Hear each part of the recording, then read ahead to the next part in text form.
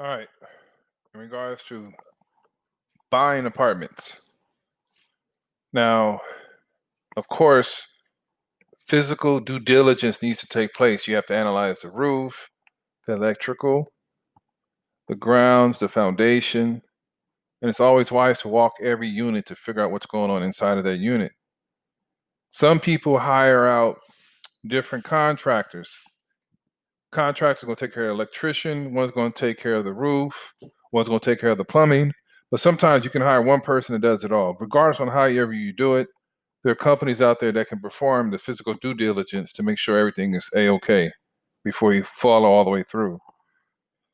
Now, the purpose of this is that if you decided to work with a general contractor, or if you wanted to go and cherry pick different contractors and give them assignment tasks to analyze apartment building, what they do is they do an audit.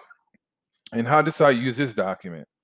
Is that whatever they find, they document. But not only they document, but they say, okay, what action is required, if it is action required, and what kind of repair costs are you looking at to fix? So as you can see, we have site conditions, building structure, roofing, basements, finishes, if there's mold issues, plumbing. They figured out all that stuff and they put into a report.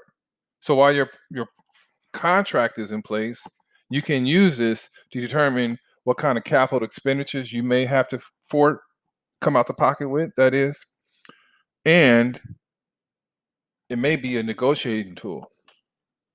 So once they put in the numbers, if you look at like kind of column J under immediate repairs, it gives you some totals right up here. So it automatically calculates things for you.